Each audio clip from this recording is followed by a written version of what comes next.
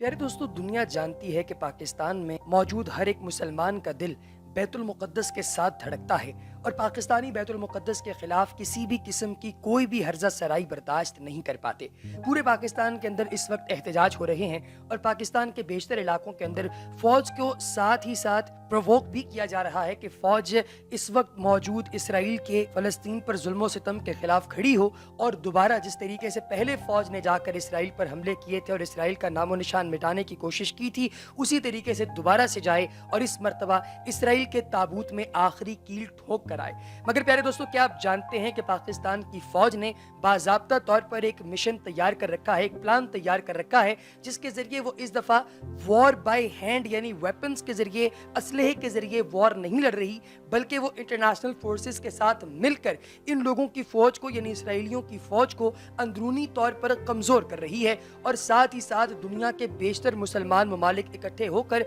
इस वक्त अक़वाम मुत्तहिदा और आलमी ताकतों के सामने खड़े हो चुके हैं ताकि वो इसराइल के अंदर मौजूद जितने भी फ़लस्तीनी हैं उन पर जो हमले हो रहे हैं उनके खिलाफ बात करें। प्यारे दोस्तों, इस वक्त इसराइल के अंदर हमास और हिजबुल्लाह की तरफ से ठीक ठाक मिसाइल्स दागे जा रहे हैं और जितने फ़लस्तीनियों को शहीद किया गया है उससे तकरीबन आधे यानी 50% इसराइली यहूदी भी अब तक जो है वो फिन्नार किए जा चुके हैं। और पाकिस्तान की जानिब से ईदी फाउंडेशन के सरबरा फैसल ईदी ने मजलूम फ़लस्तीनियों की हर मुमकिन इमदाद का ऐलान करते हुए कहा है कि उनके इदारे की इमदादी टीमें 2 से 3 रोज़ में गजा पहुँच जाएंगी। समा के प्रोग्राम 7 से 8 में गुफ्तगू करते हुए उन्होंने कहा कि हमने इस हवाले से फ़लस्तीनी सफारत खाने से रब्ता किया तो उन्होंने इसका खैर मकदम किया और अपना एक सफारती एहलकार इमदादी टीमों के साथ रवाने करने पर रजामंदी भी जाहिर की है। फैसल ईदी ने यह भी कहा है कि गजा जाने के लिए मिस्र और फ़लस्तीन के वीज़ों की ज़रूरत है। उन्होंने मजीद कहा कि फ़लस्तीन का वीज़ा उन्हें मंगल तक मिल जाएगा,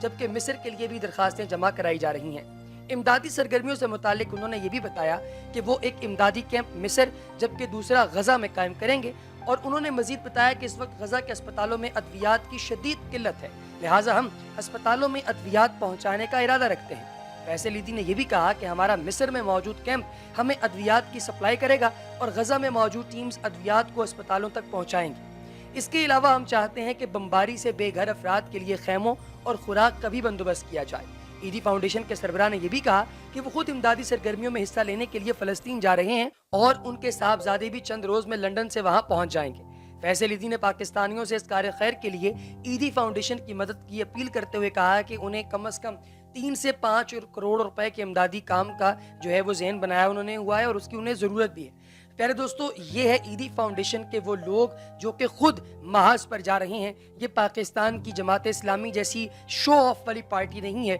जो कि बुनियादी तौर पे अपने बच्चों को तो टोरंटो और कनाडा के अंदर पढ़ाती है और यहाँ के आम जवानों को मुजाहिदीन बनाती है। प्यारे दोस्तों, आपको ये भी बताते चलें कि इस वक्त बिहाइंड द कर्टन यानी पर्दे के पीछे से एक पाकिस्तानी गिरोह जिसमें बेशतर मुजाहिदीन शामिल हैं और ये मुजाहिदीन किसी भी दहशतगर्द तंजीम का हिस्सा नहीं बल्कि आम पाकिस्तानी हैं, ये लोग भी इस वक्त गजा जा रहे हैं। ये किस रूट से जा रहे हैं इसके बारे में हम सिक्योरिटी रीजंस की वजह से नहीं बता सकते, लेकिन ये खबर पक्की है कि चंद ही दिन के अंदर इंशाअल्लाह ताला ये आप लोगों को नजर आएंगे इसराइल के अंदर अपनी एक्टिविटीज अंजाम देते हुए। साथ ही साथ सफारती सतह पर शाह महमूद कुरैशी सिफारती मिशन लेकर तुर्की रवाना हो चुके हैं। शाह महमूद कुरैशी सूडान, फलस्तीन, तुर्क वज़राए ख़ारिजा के हमरा न्यूयॉर्क जाएंगे और वहाँ पर अक़वाम मुत्तहिदा की जनरल असम्बली में मजलूम फ़लस्तीनियों पर जुल्म के खिलाफ आवाज़ उठाएंगे। फ़लस्तीन की सूरत हाल पर पाकिस्तान का नुक्ता नज़र भी वहाँ पर जाकर पेश किया जाएगा। इसके अलावा पाकिस्तान के जितने भी हैकर्स हैं उन सब ने मिलकर इसराइल के डिफेंस सिस्टम को भी कमज़ोर करने की कोशिशें शुरू कर रखी हैं। साथ ही साथ ये भी किया जा रहा है कि जितनी भी इसराइली वेबसाइट्स इन लोगों को सपोर्ट करने का काम कर रही हैं, जिसमें फेसबुक भी इंक्लूडेड है, उसको भी इस वक्त बैन करने के लिए मुकम्मल तौर पर कोशिशें जारी हैं। मिसाल के तौर पर इन सब लोगों ने मिलकर जो काम किया है, जो बहुत ही उम्दा और अच्छा काम है, वो ये है कि फेसबुक की जो एप्लीकेशंस हैं इनकी रेटिंग्स को डाउन किया जा रहा है ताकि दुनिया भर के अंदर फेसबुक भी मजीद से मजीद डाउन होती जाए। दोस्तों, इसी तरीके से आप लोगों ने बेशुमार ऐसी वीडियोस देखी होंगी जो कि मिसाल के तौर पर मारूफ एंकर इमरान रियाज खान वगैरह ने भी जारी की हैं, जिसमें इल्ज़ाम लगाया गया है कि एक बड़ी तादाद में पाकिस्तानी अहमदी न सिर्फ इसराइल मुंतकिल होकर वहाँ की शहरियत हासिल कर चुके हैं बल्कि वहाँ की फौज में भी काम कर रहे हैं। और इस खदशे का इजहार किया जा रहा है कि उनके रवाबित पाकिस्तान की फौज में शामिल अहमदियों से हैं और इस तरह अहमदी पाकिस्तान की सालमियत के लिए भी खतरा बन चुके हैं।